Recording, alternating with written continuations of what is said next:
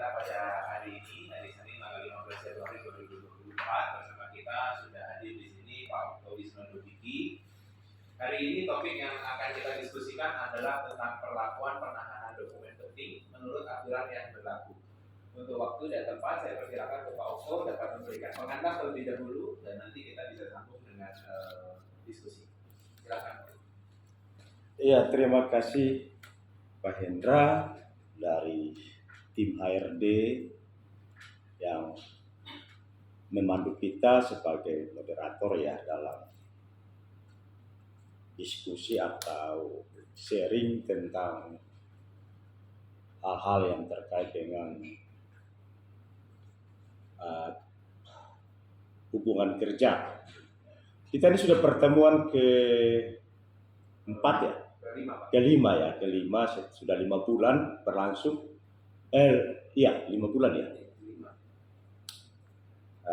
Dan topik hari ini berkaitan dengan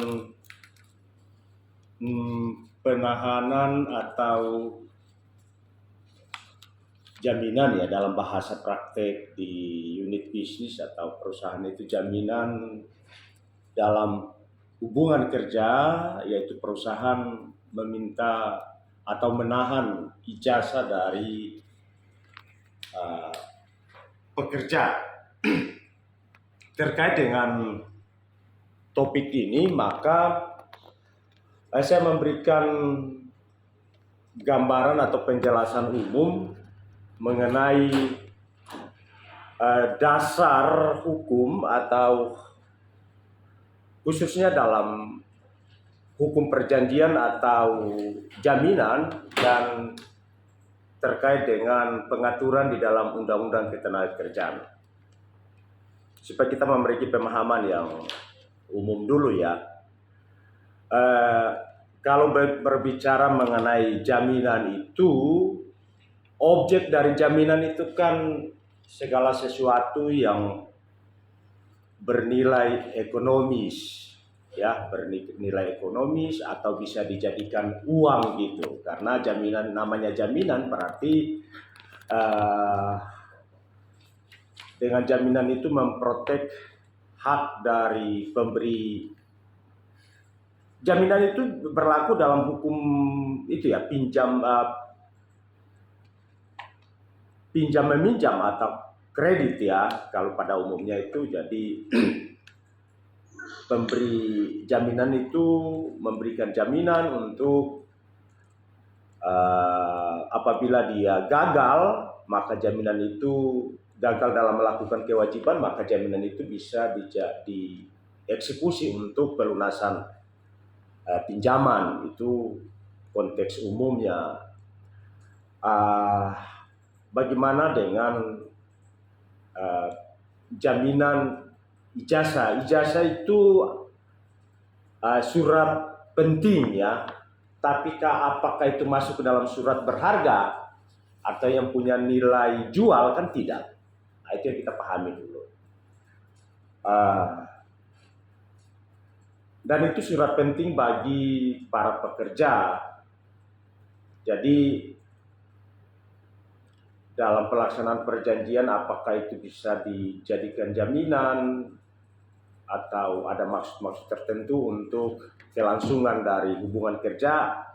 Kita bicara dalam konteks hubungan ketenagakerjaan. Undang-Undang Ketenagakerjaan tidak mengatur secara detail, bahkan tidak melarang perusahaan menahan ijazah sebagai jaminan dalam pelaksanaan hubungan kerja. Namun dalam praktek ada beberapa perusahaan yang melakukan penahanan ijazah sebagai jaminan kelangsungan hubungan kerja. Pada umumnya ini perlu dipahami ya, dan itu sudah sebagai standar perusahaan-perusahaan yang menahan ijazah dari para pekerja itu dengan ketentuan Misalnya penahanan ijazah pekerja itu hanya dimungkinkan bagi pekerja yang mengikuti sekolah. Itu ada perusahaan tertentu yang mengikuti pendidikan atau sekolah atau diklat atau kursus yang dibiayai oleh perusahaan. Itu standar umum itu di mana-mana.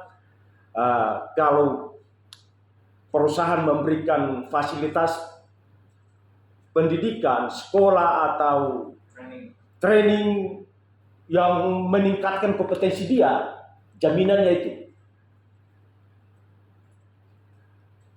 Hal yang kedua, itu juga harus disepakati para pihak. Jadi kesepakatan itu jangan sampai ada daya paksa. Hati-hati, karena ini perjanjian. Ini kita bicara dalam konteks hukum ya. Perjanjian itu bisa batal karena ada paksaan gitu. Apalagi posisi dalam hubungan kerja antara pengusaha dengan pekerja kan jomplang sekali kan gitu kan, tidak seimbang posisinya. Jadi pekerja itu kadang-kadang ya dalam keadaan keterpaksaan, dia tidak berdaya, dia hanya ingin mendapatkan pekerjaan, jadi apa yang disyaratkan dikasih aja. Dia kasih, padahal dia merasa terpaksa karena tidak ada pilihan lain gitu. Nah, ini hati-hati. Jadi kalau mau ditahan ijazah sebagai jaminan, ya betul-betul ini ada kebebasan. Jadi dia dengan kerelaan, dan itu akan sebaiknya dituangkan dalam satu surat. Dan biasanya itu dibuat dalam surat perjanjian. Dan penahanan ijazah juga itu ada batasan. Pada umumnya itu maksimal 2 tahun. Itu pernah saya singgung ya. Maksimal 2 tahun. Atau karena kita berbicara perjanjian kerja, dan ini lebih kepada perjanjian kerja waktu tertentu.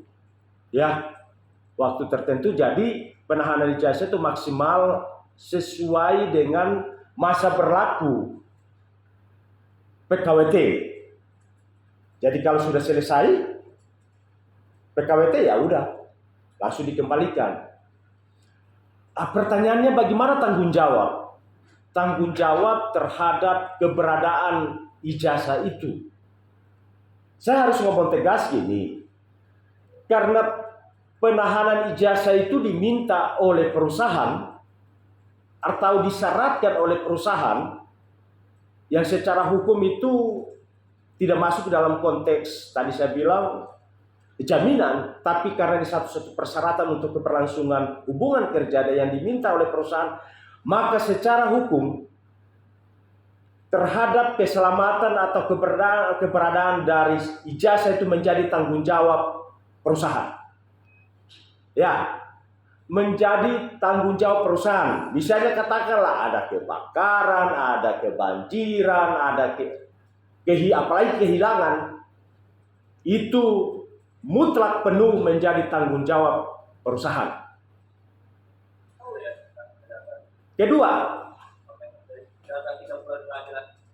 Kedua, perlu diingat juga, jangan sampai dengan ada penahanan ijazah, kepentingan pekerja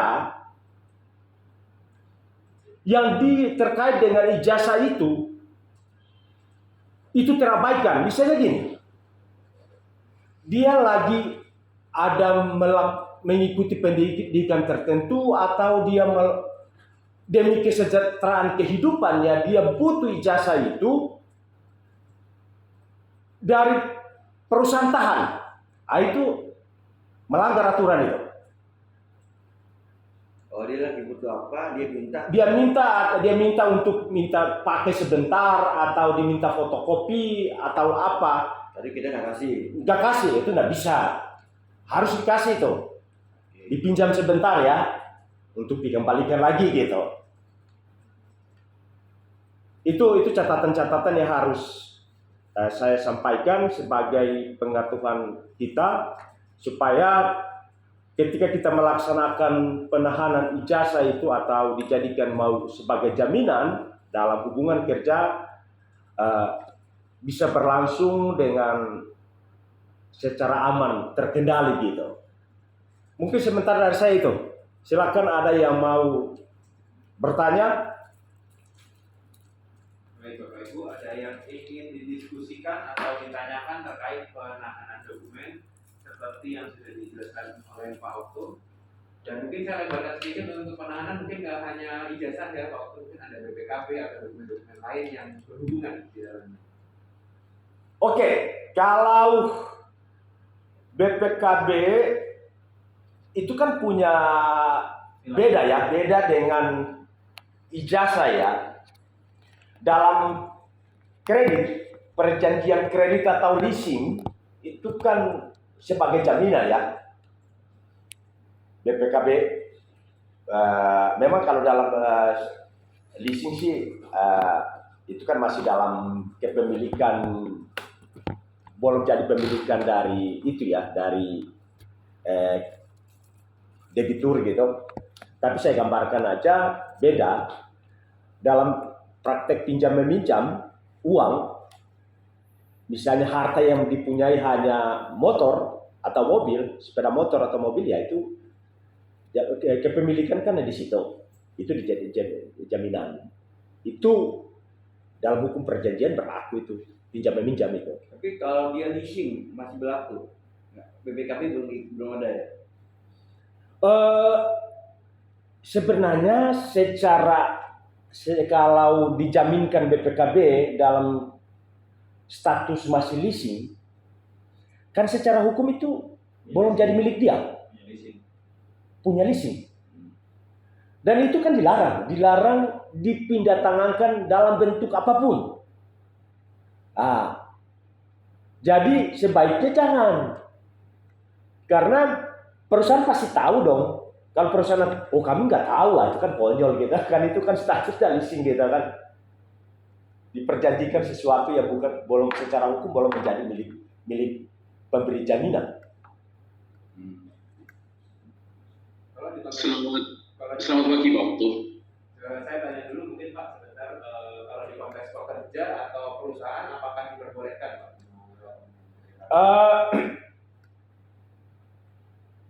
Kalau diperbolehkan hal itu, kalau saya harus saklek gini ya, karena itu kan barang masih milik orang lain. Kan kita harus melihat kegunaan dan akibat hukumnya gitu. Katakanlah kalau dia kabur gitu ya, misalnya kita bicara lebih kepada sales ya. Sales yang mereka jaminkan itu.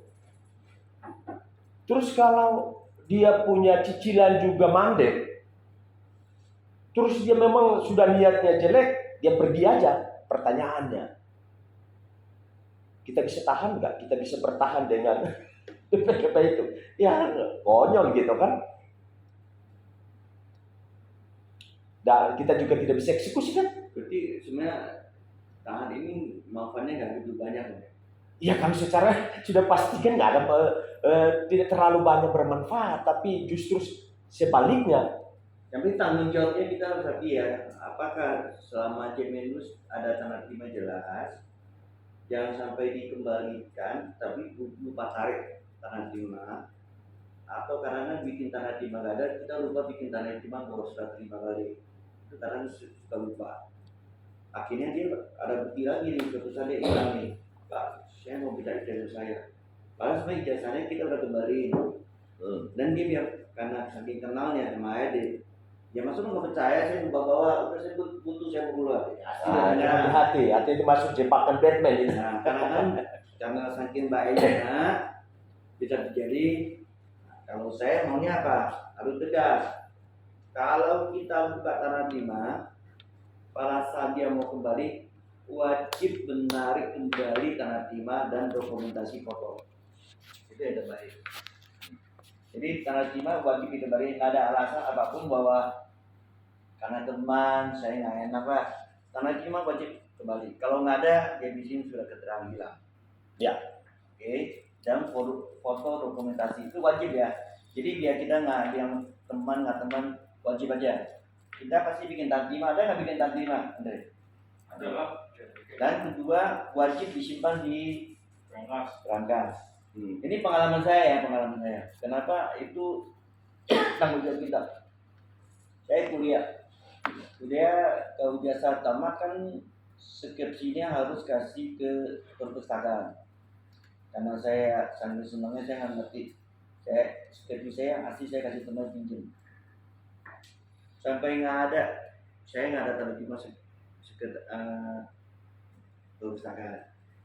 Saya dapat ijazah asli 6 tahun. Saya udah pergi 2-3 kali nggak ada. 6 tahun saya ngomong ke sekretariat. Lu mau sampai tua pun saya mati pun tetap tidak. Saya tidak ada tanda terima. Jadi kalau Bapak mau simpan, saya ngomong terima kasih. Saya tidak membutuhkan tanda berangkas. Disimpan aja. Akhirnya dia nggak berani. Dia akhirnya bahas sama tim dikasih saya. Dikembalikan. Dia nggak apa-apa. Lu mau sampai mati pun saya tidak akan ada tanda terima. Kalau lu mau simpan ya saya terima kasih. Kebetulan sih kalau memang nggak ada berangkas, Bapak juga beban. Daripada beban hilang, yang pentingnya saya kembali ke saya. Tapi kalau nggak mau ya terima kasih saya bilang. Kalau saya dikerjakan jam ini waktu itu kan menjadi harus ijazah. Akhirnya mereka kembali saya. Tapi prosedur harus ada, bayar administratif berapa, tanggal 5 dan lain-lain. Jadi bagi dia nggak ada gunanya tahan saya punya ijazah. Dan saya mau ujian apa, saya tidak pergi fotokopi Pak Oto. Dia fotokopi kasih saya legalisir, cuma tetap tahan. Tapi tetap di fotokopi legalisir buat saya kebetulan untuk ujian KPI. Bikin nama legalisir. Dia wajib seperti Pak Oto, dia wajib memfotokopi legalisir. Kasih saya, itu pengalaman saya. Saya pengalaman sendiri. Akhirnya 6 tahun dikasih. Saya udah bilang, terserah lu mesti menyimpan, terima kasih. Saya butuh, saya bisa dapat. Gitu aja. Dan Bapak ada beban lagi. Apain Pak? Apain kamu simpan beban itu? Yang tidak perlu disimpan di dalam kamu. Nah, akhirnya dikasih saya. Ini pengalaman saya. Maka saya bilang, daripada kita menerima. Kalau memang kebijakan manajemen KHD mau menambah ijazah, oh silakan. Iya, manajemen Pak, bukan ART Pak. Koreksi Pak. Coba Rugi Pak, ini yang resikonya besar, dituntut soalnya. Kalau iya masih kok. Kalau GBN pengalaman ya, GBN dulu ijazah. Sama apa? Akhirnya terakhir diganti uang jaminan. Itu kan kebetulan bisnis ya. GBN kan sapam berbeda ya. Tapi akhirnya diubah ke 1 orang 2 juta. Tergantung UMR. Jakarta 2 juta, Solo. Jaminan baju kan Pak? Jaminan baju kan? Buat seragam kan? Semua pokoknya jaminan semua lah. Buat yang seragam, banyak yang ngomongin kan? Bisa seragam, bisa untuk Pembelaannya seragam. Jadi akhirnya ijazah nggak dipakai karena banyak kadang terjadi ada yang saking kenalnya dia datang dikasih, lu mau bikin tanda terima, tahu dia hilang, dia bikin tanda terima kasih yang asli, Pak. Dia kasihnya pinter, pada saat HRD-nya diganti, dia datang muncul, Pak, ijazah saya mana? Padahal HRD-nya yang udah saya ganti, bingung kan saya ini. Itu repotnya minta ampun. Maka saya putusin, ya, kalau kemudian saya putus, wajib dia menyerahkan tanda terima asli yang awal. Kalau nggak ada, jangan kasih. Kamu repot Pak, bikin tanda terima repot. Kalau nggak ada, bisa sudah pernyataan kehilangan dari polisi. Baru kita bikin tanda terima, telah diserahkan kembali dokumentasi itu terbaik. Ya, jangan lupa ya. Yuk. Baik, untuk Bapak Ibu yang lain silakan jika ada pertanyaan tadi dari Pak Istanto kalau nggak salah. Baik, terima kasih Pak untuk waktunya Pak Okto.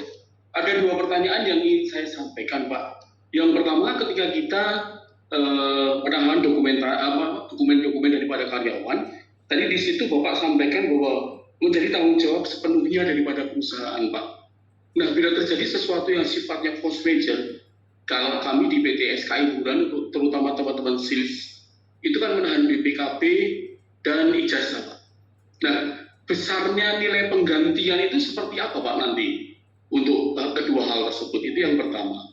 Kemudian yang kedua tadi juga Bapak sampaikan mengenai masalah sampai kapan berapa lama penahanan itu dilakukan. Kalau dengan PKWT kan jelas tadi bahwa sesuai dengan masa kontrak kerja tersebut.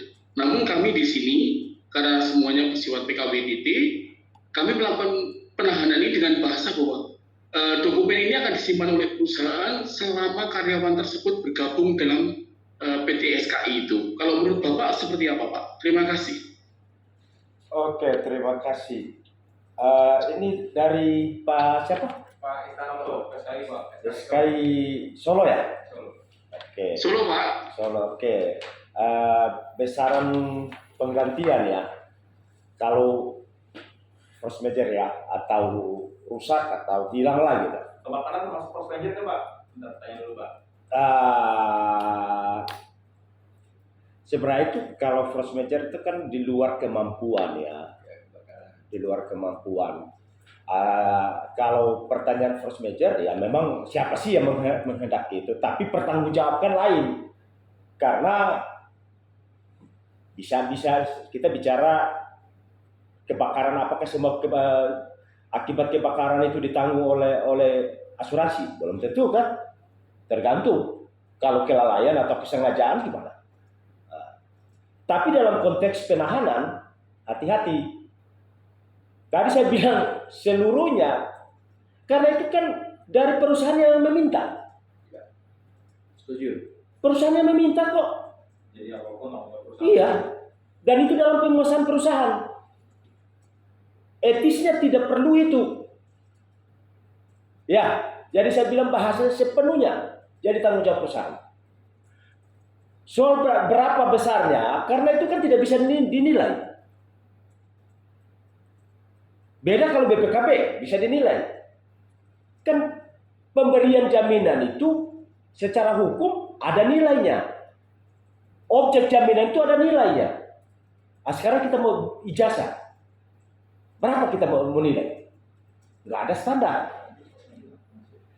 Tapi kalau ketika rusak atau kebakar atau apapun, pertanggungjawaban perusahaan adalah menggantikan, bukan menggantikan dalam bentuk uang, tapi mengembalikan seperti awalnya. Itu bentuk tanggung jawabnya. Ya. Kalau pertanyaan berapa lama, ada aturan-aturan yang dibuat oleh pemerintah daerah. Saya mengacu, kebetulan saya baru baca-baca, saya mengacu kebetulan di Solo, di Jawa Tengah ini.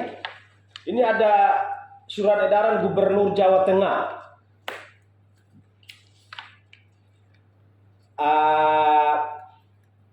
Untuk penahanan ijazah.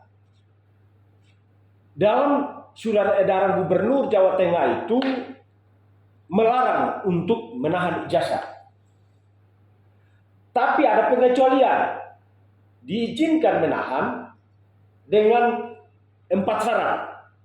Saya nggak tahu nih apa ini surat edaran ini masih berlaku atau tidak. Tapi ini standar ya. Saya baca aja deh. Karena ini di Solo, Jawa Tengah, saya baca mengenai surat edaran gubernur. Yang pertama, penahanan ijazah pekerja hanya dimungkinkan bagi pekerja yang mengikuti sekolah atau diklat atau kursus yang dibiayai oleh perusahaan minimal 3 kali upah minimum kabupaten kota. Jadi biaya kursus, biaya sekolah yang dibiayai oleh perusahaan itu minimal 3 kali UMK. Itu yang bisa ditahan. Kedua, disepakati para pihak. Disepakati berarti tidak ada paksaan, tidak ada tekanan, ya. Selanjutnya, kesepakat tidak menghilangkan hak karyawan untuk menggunakan ijazahnya untuk meningkatkan kesejahteraan dan taraf hidupnya. Tadi saya sudah singgung. Itu persyaratan yang ditentukan. Selanjutnya, penahanan ijazah maksimal dilakukan selama 2 tahun.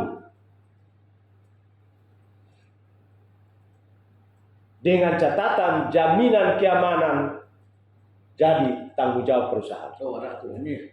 Kalau surat edaran Gubernur Jawa Tengah gitu. Oh, kalau melanggar Pak? Kalau melanggar ada nggak di situ Pak? Ya kalau tidak melaksanakan ini pasti tanggung jawabnya. Tanggung jawab kita. Bapak boleh bertanya ulang kembali? Ya. Baik. Dari apa yang Bapak sampaikan tadi mengenai masalah peraturan pemerintah terkait surat Gubernur Jawa Tengah, tadi kan ada 4 poin, Pak. Apakah dari keempat poin itu harus semua itu terpenuhi? Ataukah bisa salah satu yang terpenuhi? Sebagai salah satu contoh, kami ketika melakukan rekrutmen, pada awal pertama kami sudah akan mengkomunikasikan terlebih dahulu bahwa ketika menjadi seorang tim sales, kami akan meminjam ijazah dan BPKB. Karena kenapa? Terkait mengenai masalah penagihan yang mereka lakukan dan terkaitan mengenai masalah uang. Jadi itu betul-betul dilakukan dengan cara kesadaran dari dua belah pihak. Bila pihak yang lainnya tidak setuju, maka rekrutmen tidak akan berjalan. Itu pertama. Kemudian yang kedua Pak, bila boleh tahu, surat edaran gubernur itu nomor berapa Pak untuk kami nanti menjadi sebuah pegangan bagi kami di sini. Terima kasih Pak. Oke, saya mengenai apakah dia persyaratan, salah satu persyaratan berkeberlakuan ya. Apakah secara berdiri sendiri atau secara keseluruhan ya. Betul. Kalau di sini yang pertama ya, misalnya syarat mutlak untuk ditahan di poin A itu tadi. Kalau perusahaan memberikan fasilitas kursus, diklat atau pendidikan itu menjadi syarat yang utama untuk penahanan ijazah. Memang di syarat kedua kan disepakati, artinya disepakati pada penahanan ijazah yang pelaksanaan pendidikan yang tadi gitu. Baik, berarti itu menjadi premis majornya ya Pak ya. Bahwa yang bilang pertama, ketika perusahaan memberikan pendidikan ataupun beasiswa terhadap yang bersangkutan, maka perusahaan berhak untuk menahan ijazah itu. Itu menjadi premis mayornya. Oke, baik. Berarti untuk yang poin kedua, ketiga, dan keempat adalah mengikuti ya Pak ya. Sudah barang tentu. Baik, terima Kalau kasih. kita memahami dari SK ini ya, karena persyaratan itu. Terus apakah di pertanyaan kalau diikut dari ketentuan dari surat edaran ini kan berarti apa pelaksanaan di SKI Solo kan tidak masuk gitu, ya kan? Tidak masuk dalam bertentangan dengan ketentuan yang ada kan? Betul. Tapi tadi kan saya sudah di awal saya sudah bilang undang-undang ketenagakerjaan tidak melarang itu. Ya. Ini kan kalau undang-undang ketenagakerjaan kan dia bersifat nasional. Ya. Kalau dalam bahasa keren itu makro, bersifat makro minimal. Jadi berlaku secara nasional. Tapi kalau surat edaran gubernur itu kan kondisional, bersifat lokal gitu. Jadi kebijakan, ya kebijakan. Jadi kalau mengikuti ketentuan ini ya hanya di Jawa Tengah gitu. Yang kita berlaku di sini adalah kita mengikuti ketetapan undang-undang hukum ketenagakerjaan. Di situ dia dianggap sebagai sebuah pelanggaran dalam hal kesepakatan kerja, dan apa yang menjadi keputusan daripada gubernur ini hanyalah sebuah premis minor aja atas undang-undang itu tadi, begitu Pak? Iya, kan namanya surat edaran. Surat edaran itu sebagai acuan ini untuk menjaga supaya lebih banyak karena sifat hukum ketenagakerjaan itu lebih banyak memprotek mengenai hak-hak dari para pekerja. Jangan sampai dalam kedudukan yang ketidaksetaraan ini disalahgunakan ada oleh pengusaha atau perusahaan, sehingga hak-hak yang dari orang kecil, katakanlah gitu, pekerja-pekerja rendahan ini kan hanya berlaku lebih banyak kepada pekerja-pekerja yang itu ya, yang menengah ke bawah lah gitu. Jangan Boleh sampai. satu pertanyaan lagi, Pak? 5 kali boleh Pak. Boleh. Sebelum bertambah ada pertanyaan kedua dari Pak Isanto yang belum terjawab Pak, untuk nomor dari surat. Oh, nomor. Kalau nomor itu nomor 560 garis miring 00 garis miring 9350.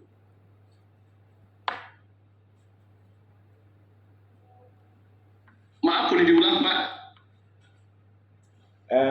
Nomor 560 garis miring 00 garis miring 9350. Saya nggak tahu di tahun berapa ini. Apa ini masih berlaku? Ini sebagai gambaran aja, perbandingan aja gitu ya. Baik. Satu lagi pertanyaan boleh, Pak? Boleh. Baik. Terima kasih, Pak Untung. Tapi pertanyaan yang tadi itu yang ditanyakan atas jawaban saya sudah cukup. Sementara saat ini sudah cukup. Ada satu pertanyaan di luar daripada itu, mungkin sedikit keluar daripada apa yang menjadi diskusi kita, tapi mungkin Pak Untung juga bisa memberikan satu solusi untuk kami yang ada di sini. Maksud daripada penahanan ini kan sebetulnya memberikan sebuah rasa saling percaya. Dan jadi ketika Bapak sampaikan bahwa menurut Undang-Undang Ketenagakerjaan, batasan maksimal dalam melakukan penahanan dokumen daripada karyawan adalah 2 tahun. Nah, yang kita kadang-kadang mesti pikirkan juga ke depan adalah ketika 2 tahun hal tersebut, dokumen tersebut kita kembalikan, kemudian terjadi fraud yang disebabkan oleh orang yang bersangkutan, Bapak. Ini yang kadang-kadang menjadi permasalahan. Kalau menurut Bapak, solusi seperti apa yang sebaiknya kita lakukan? Saya belum terlalu paham. Coba ulang maksudnya apa? Baik, begini. Tadi kan dari ketentuan perundang-undangan, batasan maksimal di dalam menahan dokumen daripada karyawan adalah 2 tahun. Tar. Saya tidak bilang dari Undang-Undang Ketenagakerjaan memberikan batasan ya 2 tahun. Tapi pada umumnya penahanan ijazah yang diberlakukan itu 2 tahun. Tapi itu bukan mengacu kepada Undang-Undang Ketenagakerjaan. Ini lebih banyak kalau sepengetahuan saya itu kalau apa ya, dulu di PNS itu kan masa apa, CPNS itu 2 tahun. Itu jadi kalau tidak salah ada yang mengikuti standar 2 tahun itu ya demikian, tapi itu bukan menjadi standar yang mutlak ya. Kembali lagi. Berapa tahunnya berarti tidak ada? Tidak ada. Undang-Undang Ketenagakerjaan kan tadi saya bilang Undang-Undang Ketenagakerjaan tidak mengatur secara konkret tegas dalam Undang-Undang Ketenagakerjaan. Itu kembali kepada mekanisme atau kebutuhan operasional dari masing-masing perusahaan dengan catatan-catatan yang tadi saya sudah sampaikan. Jangan sampai penahanan ijazah itu menimbulkan kerugian bagi pihak pekerja. Itu aja. Baik Pak, jelas kalau sekarang. Terima kasih untuk jelasannya. Ada lagi pertanyaan? Silakan yang berkaitan dengan itu. Mau nanya Pak, bagaimana kalau ijazahnya udah diambil sama yang bersangkutan? Seperti kayak Pak Rudi bilang tadi, udah taruh aja lebih aman di sini. Karena kita nahan, orang keluar, kita mau kembalikan, tapi orangnya dipanggil nggak hadir. Berapa Pak? Simpan. Kami simpan, cuman bagaimana pelakuan Kan saya lihat dulu biar bisa nggak foto biar nggak boleh. Surat itu, surat ijazah itu wajib diambil kalau yang bersangkutan udah keluar atau misalnya keluar tanpa berita lah ya. Paling lama 2 tahun. Sejak itu kami nggak tanggung jawab. Saya nanya foto boleh nggak? Kalau boleh kamu cantum dalam perjanjian. Tapi apakah boleh? Boleh ke Pak Okto, bagaimana nih? Bagaimana? Kamu tanya Otto, Oh, iya. jadi strateginya. Bagaimana nih? Kan ijazah kita ada penahanan ijazah. Saya yakin di beberapa bisnis ini juga nahan ijazah. Kalau kami ada masalahnya, orangnya sudah keluar, ijazahnya masih ditaruh sini. Ya, Supaya aman kan? dan ya nggak diambil-ambil. Sedangkan itu menjadi tanggung jawab kita kan sebagai penerima dong. Panggil orangnya entar dulu, misalnya dia lagi kerja di mana, di luar negeri atau di luar pulau. Nah, tarsok. Nah, ini bagaimana perlakuannya? Karena secara Oke. pekerjaan ya tanggung jawabnya Jadi gini, perusahaan.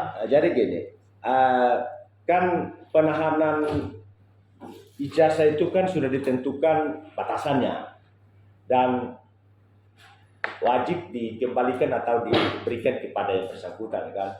Tapi sekarang permasalahan yang bersangkutan rasa ya udah supaya lebih aman di sana biarin gitu. Aman bagi pekerja tapi tidak aman bagi perusahaan. Ya, benar Pak. Bagaimana sih kan gitu kan supaya lepas dari tanggung jawab itu ya udah dibikin surat untuk bukti, dibikin surat yang bersangkutan ada tanda terimanya bahwa ada perintah atau ada surat dari perusahaan untuk yang bersangkutan mengambil.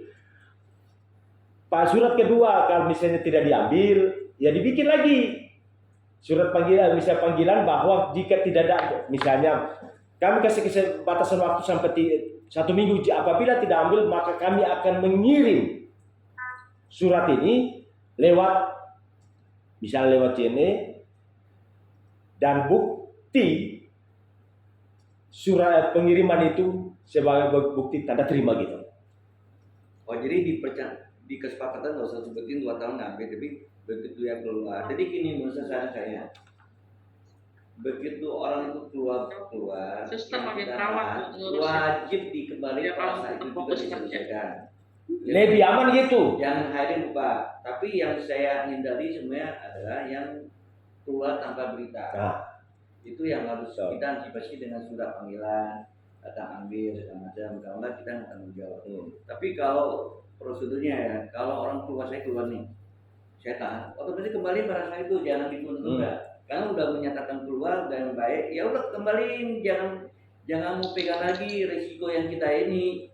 Makanya Kalau itu sudah dilakukan Pak, kalau yang baik ya pasti balikin langsung sampai pegang-pegang jangan lama-lama. sampai di audit ketahuan masih tunda tapi setelah teruji ini keluar babe lupa. Anggaplah kalau gitu ada nominal nyangkut uang 500.000 dia kabur.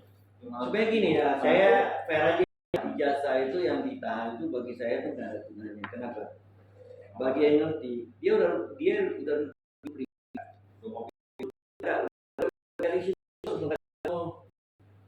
makanya kan kalau mau kerja tuh ijazah yang udah dikasih sama sekali asli. Kalau saya fotokopi mulai baru legalisir, terus kasih kamu aja sih kamu tidak. Kemudian karyawan biasanya karyawan yang tingkat bawah kita tahan itu umumnya boleh saya katakan di rumah tuh nggak pernah berangkas. Alhamdulillah disimpan sama kerja gitu ya. Ada aman di perusahaan itu. Biasanya ya kalau tingkat yang mungkin di AKBDC atau mungkin di rumah ada berangkas ya. Tapi yang kita bawah yang kita tahan itu umumnya rumahnya saya yakin lah hampir 95% itu nggak pernah berangkas. Ya kan, dia malah terima kasih disimpan, ya kan. Dan orang sekarang udah pinter-pinter kan, dia udah fotokopi dulu, dia legalisir dulu, kan dikasih bisa ke sekolah kan pasti. Biasanya yang lamar kerja itu terbagai sih jarang sekali minta asli jarang kali, tapi ada juga. Dan kalau dia simpan tanda terima dia juga kasih lihat Pak, saya belum ambil Pak tanda terima ini aslinya dari pencari lewat semua kok. Cuma harus mikirin cara lain, coba mikirin metode apa ya cara lain yang terbaik selain ijazah apa sih yang kita tahan karena mungkin sama-sama mikirin lah itu yang terbaik. Kalau sementara untuk ijazah ya jalanin nggak apa-apa. Tapi mungkin dari tim yang peserta ada masukan nggak? Apakah kita ada cara lain yang untuk menahan? Kalau menahan ijazah atau dulu ada insiden menahan Pak Kali, saya sih nggak tega. Pak Kali ditahan dia satu akhirnya PBL banyak yang pakai palsu, tembus BPJS, tembus itu orang makin Kali nggak kasih kan? PBL banyak, dia kebetulan ada masalah, saya mau sama-sama pergi cairin BPJS.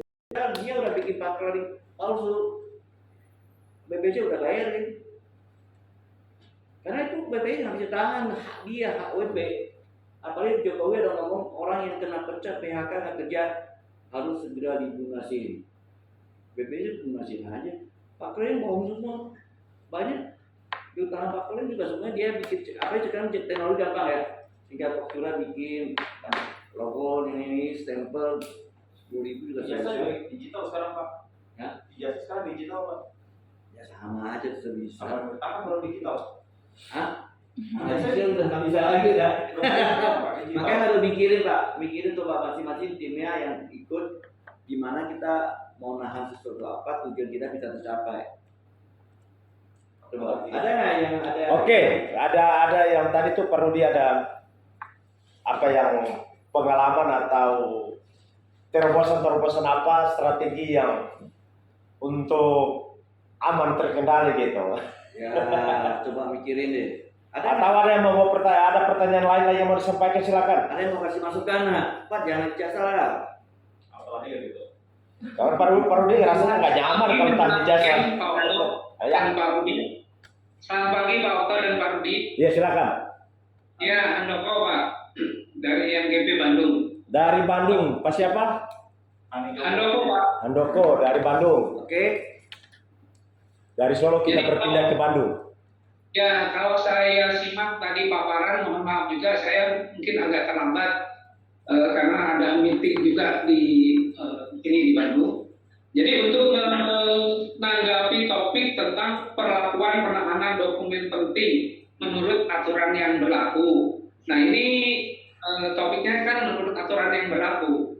Kalau yang sepengetahuan saya, menurut Undang-Undang Ketenagakerjaan 13/2003 itu tidak ada ketentuan yang mengatur untuk masalah penahanan. Kenapa itu jadi masalah pidana? Misalkan nanti kaitannya dengan pasal 374, nanti perusahaan kan akan dituntut seperti itu dan sanksi hukumnya 5 tahun seperti itu kan Pak ya. Nah kembali ke tadi, Undang-Undang Ketenagakerjaan Nomor 13/2003 itu tidak mengatur. Artinya, tapi di awal, artinya awal itu kesepakatan kerja antara pihak perusahaan dan si karyawan pada awalnya. Jadi syarat sah dari perjanjian kerja itu kan minimal ada 4 Pak ya. Iya, iya. Sama kesepakatan mereka yang mengikatkan dirinya, artinya mengikatkan diri dalam suatu hubungan kerja. Yang kedua adalah ketetapan untuk membuat suatu perikatan, artinya kesepakatan tadi. Terus ada pokok persoalan tertentu, artinya pekerjaan dan yang keempat adalah suatu sebab yang tidak terlarang. Nah ini adalah pasal 1338 KUH Perdata, artinya perjanjian yang dibuat secara sah oleh para pihak berlaku sebagai undang-undang bagi mereka yang membuatnya. Artinya ketika ada kesepakatan bukan penahanan ya, kalau saya sih lebih cenderung untuk istilah penitipan, artinya dari si karyawan menitipkan dokumen pentingnya pada si perusahaan, seperti itu Pak. Jadi di awal sudah kita arahkan atau kita kerucutkan bahwa itu bukan penahanan, akan tetapi penitipan. Adapun kenapa dititipkan ke perusahaan, ya berdasarkan kesepakatan seperti itu, kesepakatan di awal sesuai dengan pasal 1338 tadi Pak. Artinya kita sama-sama setara, jadi tidak ada yang merasa si karyawan kok mesti ditahan ijazah saya gitu kan. Padahal dari sisi perusahaan kenapa ijazah perlu ditahan? Yang pertama, apabila si karyawan itu dia menduduki jabatan yang penting dan kita takut bahwa si karyawan itu di akhir masa kerja, sebelum masa kerja berakhir, si karyawan itu keluar, seperti itu yang pertama. Yang kedua adalah ketika karyawan-karyawan itu dibebankan dengan masalah-masalah, katakanlah kalau di MGP ini barang, atau di PRP, di Plasmart misalkan, ada barang-barang yang mempunyai nilai nominal yang tinggi. Kalau kita tidak ada jaminan, si perusahaan tidak ada jaminan, ya artinya ketika itu terjadi masalah hukum, pencurian, penggelapan dan sebagainya, kita agak susah melacaknya. Seperti itu mungkin Pak Otto dan Pak Rudi. Terima kasih. Kalau untuk lacak mungkin mau tambah ijazah juga bukan. Ijazah itu cuma hanya mempersulit dia untuk lamar kerja ya. Tapi kalau sekarang kan sebelum ijazah ditahan kan dia udah bikin duplikat Pak.